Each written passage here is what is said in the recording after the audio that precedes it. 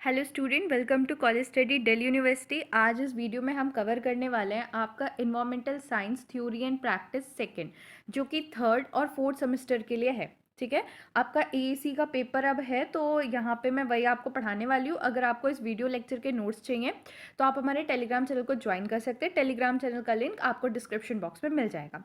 देखो, सबसे पहले मैंने ना क्वेश्चन पेपर इसमें अटैच कर दिया है। यहाँ पे कुछ इंस्ट्रक्शंस हैं।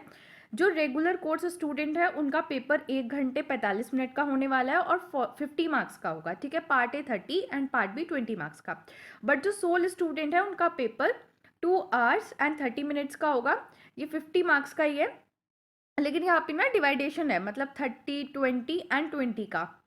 अरे नहीं, ये 70 मार्क्स का है। ठीक है, मतलब तुम्हारा जो थ्योरी है वो तो 50 का ही होगा, बाकी 20 तुम्हारा ना प्रैक्टिकल पोर्शन होता है, क्योंकि सोल वालों का ना प्रैक्टिकल नहीं होता है, जैसे रेगुलर वालों का इंटरनल चलता रहता है। बाकी ये सारे इसमें इंस्ट्रक्शंस दे रखे हैं कैसे कैसे आपको अटेम्प्ट करना है, कि आपको 3 क्वेश्चन अटेम्प्ट करने हैं, attempt any 3 question from part A, 2 question from part B. वो सारे इंस्ट्रक्शंस आपको पढ़ने हैं जब आप पेपर देने जाओ। सैक वैक एईसी का मैं आपको सजेस्ट करूंगी कि आप अपने इंस्ट्रक्शन ज़रूर पढ़ो, क्योंकि कई बार इंस्ट्रक्शन चेंज होके आते हैं। आप देख सकते हो कि इसमें आपके फिल इन द ब्लैंक्स भी आए थे, इवन ट्रू फॉल्स भी आए थे फिल इन द ब्लैंक्स के अलावा, और बहुत सारे क्वेश्चंस थे और केस स्टडी भी थी। यहाँ नीचे ना एक केस स्टडी भी आपको दे रखी है, आई गेस, और नीचे है यहाँ पे, हाँ ये रही, ये केस स्टडी है। ऐसी एक केस स्टडी भी आएगी जो आपको पूरा पैराग्राफ पढ़ना है एंड देन उसके आंसर आपको देने हैं। देखो 4-4, 3-3 मार्क्स के एक एक क्वेश्चन इसमें आ रखा था।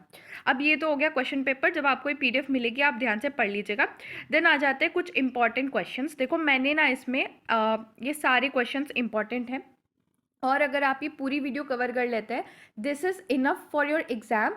अगर आप कोई एक्स्ट्रा चीज़ और पढ़ना चाहते हो अलग से तो इट्स अप टू यू, आप पढ़ सकते हो, बट ये पूरा आपका सिलेबस कवर करा देगी, इट्स इनफ। तो चलो शुरू करते हैं। पहले ट्रू फॉल्स से शुरू करते हैं। पहला स्टेटमेंट है, resettlement and rehabilitation are crucial consideration to avoid the adverse impact on a community. ठीक है, तो ये सही बात है। रीसेटलमेंट और रिहैबिलिटेशन का मतलब क्या होता है कि जब कोई प्रोजेक्ट डेवलप हो रहा होता है ना, डेवलपमेंट प्रोजेक्ट, तो वहाँ जो लोग होते हैं उन्हें उस जगह से हटा के कहीं और शिफ्ट करते हैं। तो वो ज़रूरी है, मतलब उनको अच्छे से शिफ्ट करना, सिर्फ ऐसे नहीं कि बस हटा दिया, कहीं और ले जाके उन्हें प्रॉपरली इस्टेब्लिश करना ज़रूरी रहता है। देन आता है Bishnoi of the Rajasthan are known for strong hunting tradition. तो ये बिल्कुल गलत है, क्योंकि जो बिश्नोई कमेटी है वो वाइल्ड लाइफ प्रोटेक्शन और इन्वायरमेंटल कंजर्वेशन के लिए बहुत जानी जाती है। देन थर्ड आता है IUNC red list categories species ban on their economic value. मतलब ये जो कैटेगराइज करती है स्पीसीज को, वो उनकी इकोनॉमिक वैल्यू पे करती है? नहीं, वो इकोनॉमिक वैल्यू पे नहीं करती, वो उनके एक्सटेंशन रिस्क पे करती है, तो ये फॉल्स है। Then the silent valley movement aim to conserve the unique biodiversity hotspot in India. तो ये सही बात है, इसीलिए हुआ था। Virtual breeding programme address the decline in virtual population due to biological invasion. तो ये फॉल्स है, क्योंकि ये बायोलॉजिकल इन्वेशन की वजह से नहीं हो रहा था, वो इसलिए हो रहा था क्योंकि जो वल्चर की पॉपुलेशन है वो वल्चर क्या करती है, जो भी डेड बॉडीज़ होती हैं उनके ऊपर फीड करती है। अब डेड बॉडीज़ मतलब जो कैटल्स थे, कैटल्स वगैरह, उनके अंदर एक वेटरनरी ड्रग यूज़ हो रहा था डिक्लोफेनिक नाम का, और जिसकी वजह से जो वल्चर्स थी वो मर रही थी। अब आ जाते हैं questions important. Explain the significance of flagship species and biodiversity conservation efforts. अब फ्लैगशिप स्पीसीज क्या होती है? देखो, फ्लैगशिप स्पीसीज ना फेस होती हैं किसी भी चीज़ का, जो मेन फेस होता है ना वो फ्लैगशिप स्पीसीज होती है। ये इन्वायरमेंटल कॉज जैसे कंजर्वेशन कैंपेन के लिए यूज़ की जाती है, बिकॉज ये चार्मास्टिक होती हैं, बहुत ही देखने में सुंदर लगती हैं, वेल नोन होती हैं, और पीपल के इंटरेस्ट को अट्रैक्ट करती हैं। जैसे कि पांडा आपने देखा होगा, एक WWF IMF पता नहीं WWF के उसमें पांडा जो है वो वहाँ पे फ्लैगशिप स्पीसीज बना हुआ है। ठीक है, अब इनका सिग्निफिकेंस क्या है? Public awareness and engagement. Flagship species जो है वो बहुत ही पब्लिक अपील उनका फेस होता है, जैसे टाइगर, पांडा, एलिफेंट, जो कि लोगों की अटेंशन कैप्चर करता है और अवेयरनेस बढ़ाता है एंड कंजर्वेशन एफर्ट्स को सपोर्ट करता है, जैसे गेंट पांडा जो कि WWF का वाइल्ड लाइफ कंजर्वेशन सिंबल है। Then funding, fundraising and the policy support. इनकी पॉपुलैरिटी की वजह से फ्लैगशिप स्पीसीज काफ़ी डोनेशन अट्रैक्ट कर लेती हैं, बल्कि स्पॉन्सरशिप और गवर्नमेंट की अटेंशन भी इन्हें मिल जाती है, जिसकी वजह से जो फंड है वो ईजिली कलेक्ट हो जाता है। Example, save the tiger campaign वो बहुत ज़्यादा फंड इसे मिला था इस कैंपेन को। Then umbrella effect, flagship species क्योंकि फेस होता है किसी भी चीज़ का, किसी भी बड़े इसे कंजर्वेशन इवेंट का, तो उनको प्रोटेक्ट करने के लिए जो एंटायर हैबिटेट है ना वो ही प्रोटेक्ट हो जाता है, तो इसे कहते हैं अम्ब्रेला इफेक्ट। जैसे प्रोजेक्ट टाइगर के अंदर इंडिया के फॉरेस्ट में टाइगर्स को प्रोटेक्ट किया जा रहा था, लेकिन टाइगर के साथ साथ वहाँ डियर, ल्यूपर्ड्स, बर्ड और वाइटल अलग फॉरेस्ट बायोडाइवर्सिटी भी प्रोटेक्ट हो रही थी। Culture and ecological important, flagship species जो है कई बार culture, spiritual, logical and ecological significant रखती हैं लोकल कम्युनिटीज़ के लिए। मतलब लोकल कम्युनिटीज़ जो है ना पूछती हैं, और इनका मतलब बहुत ज़्यादा उनका अटैचमेंट इससे होता है। जैसे कि एलिफेंट, इंडिया और अफ्रीका में एलिफेंट जो है वो सिर्फ इकोलॉजिकल सिग्निफिकेंट नहीं है बल्कि उसका रिलीजियस सिग्निफिकेंट भी है, ठीक है। टूरिज्म एंड इकोनॉमिक वैल्यू, बहुत सारी फ्लैगशिप स्पीसी इको टूरिज्म में भी कंट्रीब्यूट करती है, क्योंकि जो जिसकी हेल्प से जो लोकल कम्युनिटी है और जो लोकल कम्युनिटी है उसे अपलिफ्टमेंट मिलता है, उन्हें इनकम मिलती है, ठीक है। जैसे wild life tourism in Ranthambore और काजीरंगा नेशनल पार्क, जहाँ पे लोग आते हैं टाइगर और राइनोस को देखने के लिए। Then next question, role played the national green tribunal in addressing a environmental issue. National green tribunal क्या होती है? तो नेशनल ग्रीन ट्रिब्यूनल इस्टेब्लिश की गई थी इंडिया में under the act national green tribunal act 2010, जो कि environmental protection and conservation of forest से रिलेटेड जो केसेस होते हैं उन्हें हैंडल करती है, और जो भी नेचुरल रिसोर्सेज के केस होता है वो भी ये हैंडल करती है। ये एक स्पेशलाइज्ड जुडिशरी बॉडी है जो इन्वायरमेंटल डिस्प्यूट से ही डील करती है। इसका रोल क्या है? सबसे पहले फास्ट इन्वायरमेंटल जस्टिस, क्योंकि ये सिर्फ इन्वायरमेंटल इश्यूज से ही डील करती है तो ये बहुत ही स्पीडी और स्पेशलाइज्ड जस्टिस हमें प्रोवाइड कर देती है।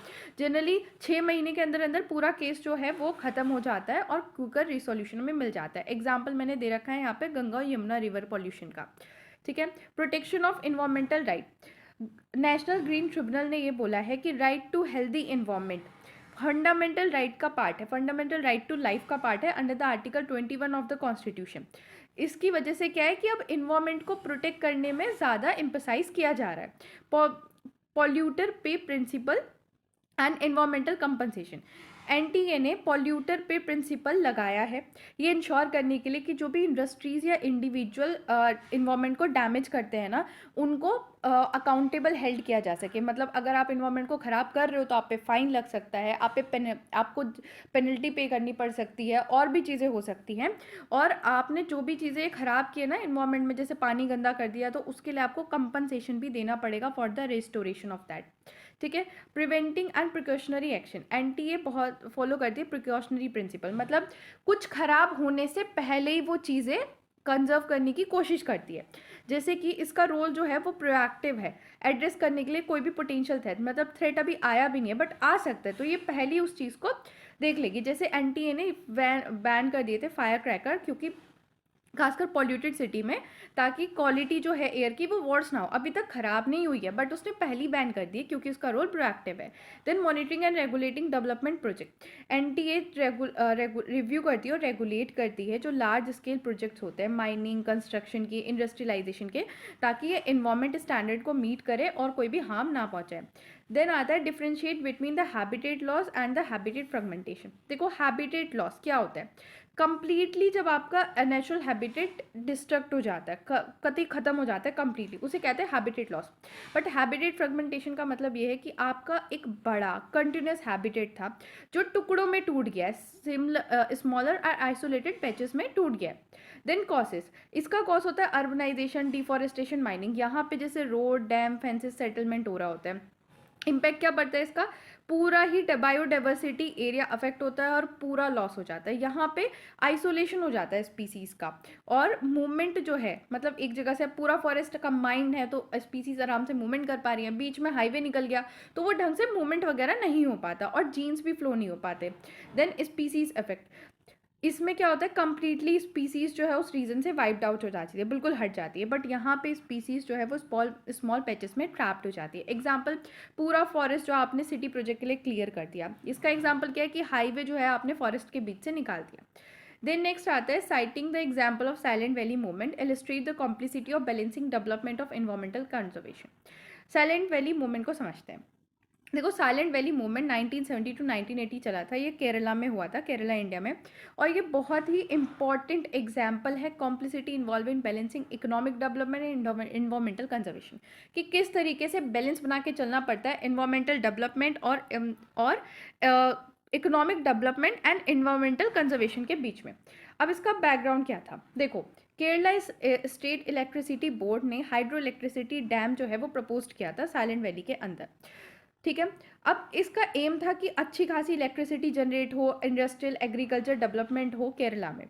बट जो एरिया था वो इकोलॉजिकल हॉटस्पॉट था जहाँ पे ये बनाना चाहते थे, और वहाँ पे बहुत रेयर स्पीसीज मिलती थी, जैसे लॉयन टेल मकाओ वगैरह यहाँ पे होता था। अब कॉम्प्लिसिटी क्या थी, डेवलपमेंट एंड बायोडाइवर्सिटी कंजर्वेशन। एक तरफ तो ये कहा जा रहा था गवर्नमेंट के द्वारा कि जो डैम है वो इकोनॉमिक प्रोग्रेस लेके आएगा और ग्रोइंग इलेक्ट्रिसिटी की डिमांड मीट करेगा, बट जो कंजर्वेटिव थे उनका आर्ग्यूमेंट था कि ये मतलब इससे बहुत ज़्यादा डैमेज होगा और वो लॉस बिल्कुल इरिवर्सिबल होगा, मतलब वो कभी कैसे भी करके आप उस चीज़ को रिवर्स नहीं कर सकते, एंडेंजर्ड स्पीसीज यहाँ पे ख़त्म हो जाएंगी।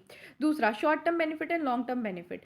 डैम बनने से इमीडिएट इकोनॉमिक बेनिफिट तो मिल रहा था, बट जो अपोनेंट्स थे, जो इन्वायरमेंटलिस्ट थे, वो कह रहे थे कि इससे फॉरेस्ट डिस्ट्रक्शन हो जाएगा और लॉन्ग टर्म में इकोलॉजिकल डैमेज होगा, बैलेंस खराब हो जाएगा। साइंटिफिक एविडेंस वर्सेस पॉलिटिकल वे। बहुत सारे इकोलॉजिस्ट थे जैसे कि डॉक्टर MS स्वामीनाथन, डॉक्टर सालिम अली, जिन्होंने स्टडी करके प्रूफ प्रोवाइड किए थे कि वैली का बहुत ही इकोलॉजिकल सिग्निफिकेंस है, अगर ये वैली डैमेज हुई तो हमारा पूरा इन्वायरमेंट खराब हो जाएगा, बहुत ज़्यादा इम्बैलेंस हो जाएगा। बट पॉलिटिकल प्रेशर और पब्लिक आउटरेक बहुत ज़्यादा बढ़ रहे थे और उनका कहना था कि ये बढ़ना चाहिए ताकि इलेक्ट्रिसिटी जो है वो प्रोवाइड की जा सके और डेवलपमेंट हो सके, तो इसलिए बहुत ज़्यादा साइंटिफिक और पब्लिक डिबेट हो रही थी। पीपल पार्टिसिपेशन, इस मूवमेंट में लोगों का बहुत एक्टिव पार्टिसिपेशन रहा, खासकर NGO, poet, writer, local community का और साइंटिस्ट का भी, जिसने ये हाईलाइट किया कि पब्लिक अवेयरनेस एंड एक्टिविज्म कितनी इंपॉर्टेंट है एनवायरमेंटल पॉलिसी को शेप करने के लिए। Then national development versus local right. Also ये जो प्रोजेक्ट था वो ग्रेटर गुड पावर प्रोवाइड कर रहा था, मतलब बहुत अच्छा कर रहा था एक लेवल पे कि हमारा क्या कहते हैं डेवलपमेंट होता, इलेक्ट्रिसिटी प्रोवाइड होती, सब कुछ बहुत अच्छा लग रहा था। बट जो लोकल ट्राइबल कम्युनिटी के राइट थे इकोलॉजिकल नॉलेज को लेके, कल्चर कनेक्शन उनका जो था फॉरेस्ट से, वो सब खत्म हो रहा था, वो बर्बाद हो रहा था। देन नेक्स्ट क्वेश्चन आता है, discuss the role of national park, wildlife sanctuaries and the biosphere reserve in India biodiversity conservation efforts, include example and analyse how these protected area contribute to preservation of unique ecosystem. देखो अब अलग अलग समझते हैं इन्हें। देखो India जो है वो 17 मेगा बायोडाइवर्सिटी कंट्री में आती है वर्ल्ड के, और हमारी कंट्री की बायोडाइवर्सिटी बहुत ज़्यादा रिच है। हमने बहुत सारे प्रोटेक्टेड एरिया बनाए हैं जैसे national park, wildlife sanctuaries and biosphere reserves, ताकि हम इन फ्लोरा, फना और इकोसिस्टम को कंजर्व कर सके। अब पढ़ते हैं नेशनल पार्क के बारे में। नेशनल पार्क एक प्रोटेक्टेड एरिया है जो गवर्नमेंट के द्वारा स्टैब्लिश किया गया है ताकि वाइल्ड लाइफ और नेचुरल हैबिटेट को प्रोटेक्ट किया जा सके ह्यूमन एक्टिविटीज़ से, जैसे grazing, exploitation of resources, and strictly prohibited है इस एरिया में। यहाँ पे इंडेंजर्ड स्पीसीज को प्रिजर्व किया जाता है, उन्हें नेचुरल हैबिटेट प्रोवाइड करके। जो इकोलॉजिकल सेंसिटिव एरिया है यहाँ पे उन्हें प्रोटेक्ट करते हैं, और डिफॉरेस्टेशन और इंक्रोचमेंट यहाँ पे बिल्कुल नहीं कर सकते हो। ये साइंटिफिक रिसर्च और इको टूरिज्म यहाँ पे हो सकता है बट स्ट्रिक्ट रेगुलेशन के अंदर। Example Jim Corbett national park, Kaziranga national park, ये सारे इसके एग्जाम्पल है, आप पढ़ लेना। देन वाइल्ड लाइफ सेंचुरीज, ये वो एरिया है जहाँ पे वाइल्ड एनिमल को प्रोटेक्ट किया जाता है लेकिन उनके नेचुरल हैबिटेट में, बिल्कुल वैसा ही उन्हें हैबिटेट प्रोवाइड किया जाता है जैसे एरिया में वो रहते हैं, और यहाँ पे कम रिस्ट्रिक्शंस हैं as compare to national park. और यहाँ पे ह्यूमन एक्टिविटीज़ अलाउड तो हैं बट बहुत ही मतलब कंट्रोल्ड इन्वायरमेंट में, जैसे गेजिंग या टूरिज्म अलाउड तो है बट बहुत कंट्रोल्ड इन्वायरमेंट में। ये सेफ्टी प्रोवाइड करता है उन थ्रेटन और माइग्रेटरी स्पीसीज़ को, ठीक है। ये कम्युनिटी इन्वॉल्वमेंट, मतलब यहाँ पे कम्युनिटी के लोग आ तो सकते हैं, आसपास के लोग, लेकिन बहुत ही क्या कहते हैं कि कंट्रोल्ड इन्वायरमेंट में, ज़्यादा कुछ वो कर नहीं सकते ऐसा। और ये बायोडाइवर्सिटी कंजर्वेशन को प्रमोट करता है। Serve as a buffer zone for adjoining national park. Then Bharat, इसका एग्जाम्पल है Bharatpur wildlife sanctuaries, bird sanctuaries, Periyar wildlife sanctuaries and Gir wildlife sanctuary जो गुजरात में है। Then biosphere reserve, biosphere reserve large tract of protective land, मतलब बहुत बड़ा land होता है, उसे प्रोटेक्ट कर दिया जाता है। इसके अंदर कोर, बफर और ट्रांजिशन जोन होते हैं। कोर जो होता है वो बिल्कुल अंदर वाला होता है, ऐसा होता है, देखो कुछ ऐसा सा, ठीक है। तो ये सबसे अंदर वाला होगा कोर, फिर यहाँ पे ये इसके बाहर वाला जो होगा वो बफर होगा, और फिर यहाँ पे ट्रांजिशन होगा। कोर में सबसे ज़्यादा रेगुलेशन होगी, बफर में उससे कम, और ट्रांजिशन में उससे कम। ऐसे ये होता है। इसका रोल क्या है कि ये कंजर्वेशन और sustainable use of natural resources को इंटीग्रेट करता है। मतलब यहाँ पे कंजर्वेशन तो करा जाता है, बट रिसोर्सेज का यूज़ भी अलाउड होता है, बट सस्टेनेबल यूज़। यहाँ पे रिसर्च, एजुकेशन और मॉनिटरिंग ऑफ बायोडाइवर्सिटी अलाउड है। यहाँ पे लोकल कम्युनिटी को भी आना जाना अलाउड होता है, लेकिन इको फ्रेंडली लाइवलीहुड यहाँ पे सपोर्ट किया जाता है। Example Nilgiri biosphere reserve, Sundarban biosphere reserve और नंदा देवी बायोस्फीयर रिजर्व उत्तराखंड में ये है। देन आते हैं हमारे नेक्स्ट क्वेश्चन पे, provide a brief preview of importance of international collaboration in addressing a global climate change. अब देखो, इंटरनेशनल कोलैबोरेशन बहुत ही ज़रूरी है कुछ ग्लोबल इन्वायरमेंटल चैलेंजेस को टैकल करने के लिए, जैसे कि climate change, biodiversity, ocean pollution, transit. क्योंकि अगर यहाँ पे क्लाइमेट चेंज हो रहा है हमारी एक्टिविटीज़ की वजह से, तो वो ये नहीं देखेगा कि अब जी इंडिया की बाउंड्री ख़त्म हो गई है तो अब अमेरिका की शुरू हो गई है तो वहाँ पर कोई इफेक्ट नहीं डालना। क्लाइमेट चेंज हो रहा है, सब पे इफेक्ट पड़ेगा। कोई एक सिंगल कंट्री जो है इफेक्टिवली से रिजॉल्व नहीं कर सकती, क्योंकि प्रॉब्लम ही इतनी कॉम्प्लेक्स और इंटरकनेक्टेड है। देन इसके रीज़न क्या है? Reason of importance, share responsibility. Environmental problem जैसे कि green house gas emission, plastic waste, इनका मल्टीपल कंट्री पे इफेक्ट करता है, सिर्फ एक कंट्री पे नहीं पड़ता। और इसलिए बर्डन जो है इसका वो इक्विटेबली शेयर होना चाहिए और कलेक्टिव एक्शन लिए जाने चाहिए।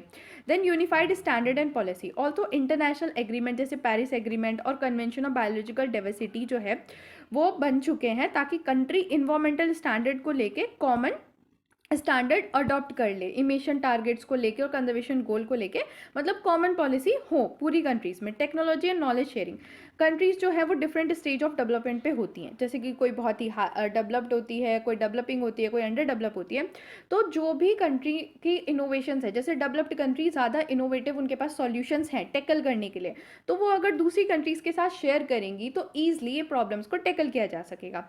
और research and best practice in sustainable development, renewable energy and conservation technique. Funding and resource mobilisation, collaborative frameworks रहेगा जैसे ग्रीन क्लाइमेट फंड।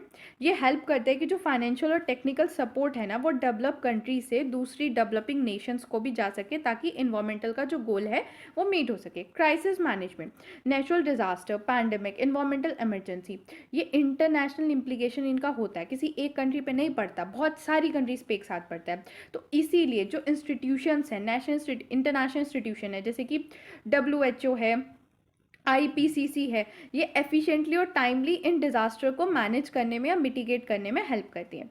देन इसके एग्जाम्पल मैंने यहाँ पे दे रखा है कि सक्सेसफुल कोलैबोरेशन कौन कौन से हुए हैं: Montreal protocol, Paris agreement and convention of international trade in endangered species. हम इन्हें आगे डिटेल में भी पढ़ने वाले हैं।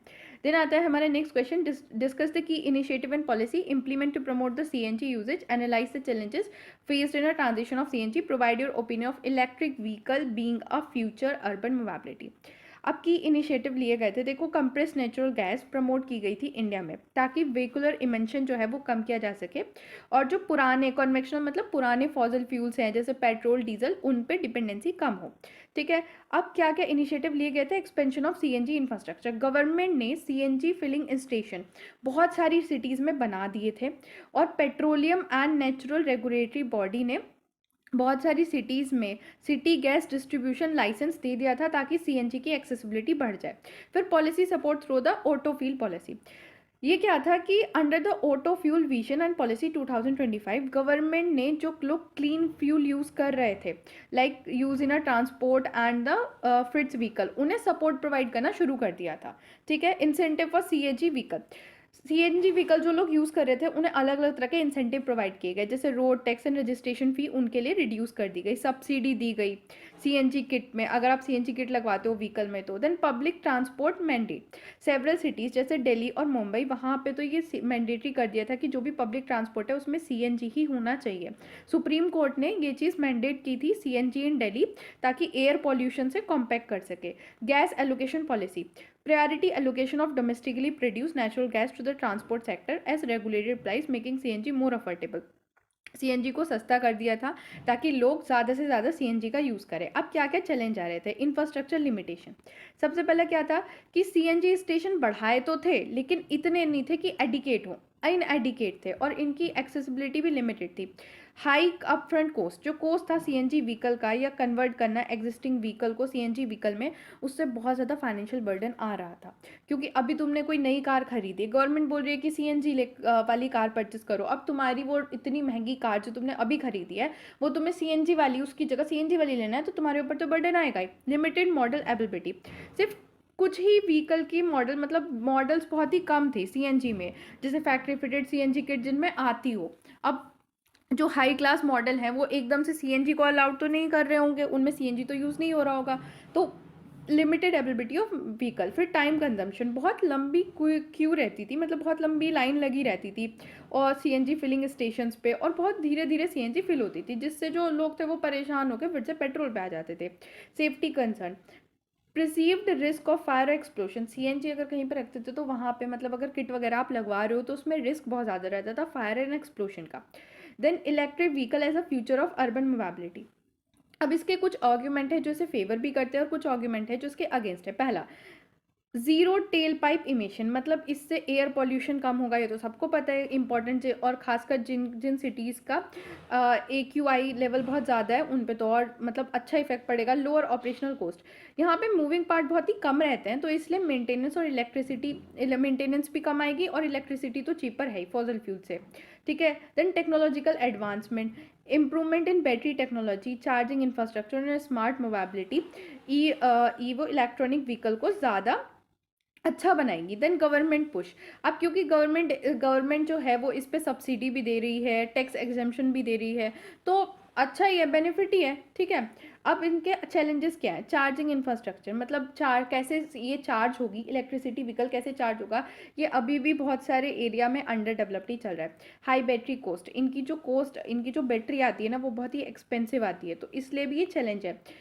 Range anxiety and lack of awareness, consumer को ना ज़्यादा कुछ पता ही नहीं है क्योंकि ये नया नई चीज़ आई है, इतना कुछ पता नहीं सबको, तो इसलिए उनके मन में बहुत ज़्यादा एनजाइटी है और अवेयरनेस बिल्कुल है ही नहीं, उन्हें डिटेल ही नहीं पता इस चीज़। अब हमारा नेक्स्ट टॉपिक है बायोलॉजिकल इन्वेशन। इन पे ना शॉर्ट नोट लिखने को आ सकता है, तो समझते हैं बायोलॉजिकल इन्वेशन क्या होता है। ये इसमें क्या होता है कि जो नॉन नेटिव, मतलब जो यहाँ की है नहीं, नेटिव का मतलब क्या होता है कि आप उसी रीजन के रहने वाले हो या आप उसी रीजन के हो, तो जब कोई नॉन नेटिव स्पीसीज एक नए इन्वायरमेंट में इंट्रोड्यूस कर दी जाती है और वो वहाँ पे स्टैब्लिश भी हो जाती है, फैल भी जाती है, और जिसकी वजह से जो नेटिव स्पीसीज हैं उन्हें हार्म हो जाता है, वो बेचारी परेशान हो जाती हैं, तो इसे कहते हैं बायोलॉजिकल इन्वेशन। जैसे invasion of lantana camara in a Indian forest, pronunciation थोड़ा देख लेना, तुम देख ही रहे हो वर्ड कितना हार्ड है। देन एसडीजीसी मतलब सस्टेनेबल डेवलपमेंट गोल, ये 17 ग्लोबल गोल हैं जो यूनाइटेड नेशन ने अडॉप्ट किए हैं 2015 में, और इसका एम था कि 2030 तक इन्हें जो है फुलफिल करना है। इसमें ना कई सारे मेजर ग्लोबल चैलेंजेस जो है उन्हें एड्रेस किया गया है, जैसे poverty, inequality, climate change, environmental degradation, peace and the justice. Then genetic diversity, genetic diversity का मतलब क्या होता है कि total number of genetic characteristic in a genetic makeup of the species, मतलब एक स्पीसीज, एक ही स्पीसीज है उसके अंदर कितने सारे जेनेटिक्स हैं, जेनेटिक करेक्टरिस्टिक हैं, वही इसे कहा जाता है। अब हम इसे डिटेल में भी पढ़ेंगे बाद में, अगर आपको यहाँ पे इतना थोड़ा लग रहा है तो मैंने डिटेल में भी इसे बाद में कवर करा है, अभी सिर्फ जस्ट फॉर शॉर्ट नोट और डेफिनेशन अगर आ जाती है तो क्या लिखना है वो मैं आपको बता रही हूँ। देन स्केयर्ड ग्रुप में क्या होता है कि कुछ फॉरेस्ट या फिर नेचुरल वेजिटेशन जो इसलिए प्रोटेक्ट की जाती है क्योंकि उनका रिलीजियस या कल्चर बिलीफ लोगों में का है उनके ऊपर, उन्हें कहते हैं स्केयर्ड ग्रुप्स। जैसे कि sacred grove of Western Ghat in India. Then Earth Summit को ऑफिशियली कहा जाता है United Nation conference of environment and development, जो रियो डी जेनरी में हुई थी 1992 में, और एक लैंडमार्क कॉन्फ्रेंस थी जहाँ पे कंट्रीज एक साथ आई थी सस्टेनेबल डेवलपमेंट को लेके कमिट करने के लिए और इन्वायरमेंटल प्रोटेक्शन के लिए, ठीक है। यहाँ पे की एग्रीमेंट हुए गए थे जैसे agenda 21, convention of biological diversity and UNFCCC, ठीक है। अब नेक्स्ट क्वेश्चन आता है, how do environmental ethics guide decision maker in ensuring responsible stewardship of the environment, particularly when faced with dilemma such as balancing development project and ecological preservation. Environmental ethical क्या है? एक philosophy है जो guide करती है किसी भी decision maker को कि उसे कैसे इन्वायरमेंट में काम करना है रिस्पॉन्सिबली, ताकि वो नेचर को हार्म ना पहुंचाए। ठीक है, ये मॉरल ड्यूटी जो है टुवर्ड्स द इन्वायरमेंट उसके रिगार्डिंग बताती है कि आपको इन्वायरमेंट को सिर्फ ऐसे नहीं देखना कि वो ह्यूमन के लिए बेनिफिट है तो चलो इन्वायरमेंट बढ़िया है। आपकी कुछ मॉरल ड्यूटी भी है उसको लेके, क्योंकि आप ही यहाँ नहीं रह रहे हो, बहुत सारी और स्पीसीज भी इस इन्वायरमेंट में रह रही हैं, और आपके अलावा फ्यूचर जनरेशन भी अभी आनी है यहाँ पे। देन क्या क्या है, सबसे पहले है promote the long term thinking. Environmental ethics leader को इंकरेज करती है कि वो सिर्फ शॉर्ट टर्म इकोनॉमिक गेन ना देखे, बल्कि लॉन्ग टर्म का इन्वायरमेंटल कॉन्सिक्वेंस क्या होगा वो देखे इस प्रोजेक्ट को डेवलप करने से। यहाँ पे एग्जाम्पल मैंने सब में लगाया, पढ़ लेना एक बार। एम्पसाइज इंसेंट्रिक वैल्यू ऑफ द नेचर। यहाँ पे एथिकल प्रोस्पेक्ट ये कहता है कि नेचर की खुद की इंसेंट्रिक वैल्यू है, हमें नेचर को रिस्पेक्ट करना चाहिए और प्रोटेक्ट करना चाहिए, सिर्फ इसलिए नहीं क्योंकि वो ह्यूमन की यूटिलिटी है, बल्कि इसलिए क्योंकि उसकी खुद की रिस्पेक्ट है, उसकी खुद की प्रोटेक्शन है, नेचर से हम हैं इसलिए। Then encourage inclusive decision making. Ethical environment governance often take stakeholder engagement. मतलब ethical environmental governance हमेशा ये कहती है कि आपको सिर्फ अपने फायदे के लिए नहीं देखना होता है, आपको लोकल कम्युनिटी, इकोलॉजिस्ट और एनजीओ का भी सोच के, मतलब उन लोगों के सजेशन लेके कोई भी डिसीजन लेना है, कोई भी प्रोजेक्ट तभी डेवलप करना है। ठीक है, then provide a moral check against the exploitation. Environmental ethics जो है वो मोरल इनकम्पास है, वो कॉरपोरेशन और गवर्नमेंट को याद दिलाती है कि उन्हें नेचुरल रिसोर्सेज को एक्सप्लॉइट नहीं करना है, बल्कि रिस्पॉन्सिबली उनका यूज़ करना है, और ऐसा कोई डैमेज नहीं करना जो इरिवर्सिबल हो, जैसे डिफॉरेस्टेशन, माइनिंग या pollution of river. Support the legal and the policy framework. अब एथिकल वैल्यू से इन्फ्लुएंस होकर बहुत सारे लॉज और इंस्टीट्यूशंस ने बहुत सारे लॉज और रेगुलेशंस बने हैं, जैसे कि नेशनल ग्रीन ट्रिब्यूनल बना है, conservation forest conservation act, wildlife protection act वगैरह बनाए गए हैं। देन आता है next question, how does environmental movement contribute to shaping the public awareness, influencing policy decision and fostering a sustainable practices. तो इसका पहला है, देखो इन्वायरमेंटल मूवमेंट ना बहुत ही क्रूशल रोल प्ले करते हैं किसी भी सोसाइटी का कैसा अप्रोच होगा इन्वायरमेंटल इश्यूज को लेके समझने में। और इसके तीन के एरिया है, पहला अवेयरनेस फैलाना, इन्फ्लुएंस करना पॉलिसी डिसीजन को, और प्रमोट करना सस्टेनेबल प्रैक्टिस। पहला shaping public awareness, education and advocacy. जो इन्वायरमेंटल मूवमेंट है ना वो लोगों को एजुकेट करते हैं कि इन्वायरमेंटल डिग्रेडेशन क्या होता है, क्लाइमेट चेंज क्या होता है, बायोडाइवर्सिटी लॉस क्या होता है, और इनका क्या इफेक्ट पड़ता है, और कितना ज़रूरी है इन्वायरमेंट को कंजर्व करना। आप लोगों को ये जो पढ़ाया जा रहा है ना वो इसीलिए पढ़ाया जा रहा है क्योंकि कल के दिन को आप भी यहीं पर रहने वाले हो, आप भी किसी कॉर्पोरेशन में जॉब करोगे, हो सकता है आप अपना बिजनेस डेवलप करो, तो आप इन्वायरमेंट को हार्म ना करो बल्कि प्रोटेक्ट करो, उसकी वैल्यू समझो। Then mobilising a citizen. ये जो कैंपेन्स, प्रोटेस्ट या मीडिया होते हैं ना, ये इंडिविजुअल को मोटिवेट करते हैं कि वो एक्शन ले। अगर कोई ख़राब चीज़ हो रही है, कोई इन्वायरमेंट को डैमेज कर रहा है, तो वो इको फ्रेंडली हैबिट्स डेवलप करे और उस बंदे के खिलाफ भी एक्शन ले। चेंजिंग माइंडसेट, यहाँ पे कल्चर, ये एक ऐसा कल्चर बिल्ड करते हैं जहाँ पे नेचर की वैल्यू हो, सस्टेनेबिलिटी को अडॉप्ट किया जाए, और पीपल ना कुछ भी खराब करने से पहले, कुछ भी वेस्ट करने से पहले एक बार सोच ले, फिर से सोच ले। Influence the policy decision, lobbying and activism. जो इन्वायरमेंटल ग्रुप्स हैं और जो प्रेशर इन्वायरमेंटल ग्रुप्स हैं वो गवर्नमेंट पे प्रेशर डालते हैं, इवन कॉर्पोरेशन पे भी प्रेशर डालते हैं कि वो इको फ्रेंडली लॉ बनाए, और इसीलिए कॉर्पोरेट सोशल रिस्पॉन्सिबिलिटी इनिशिएटिव्स इतने ज़्यादा हो रहे हैं।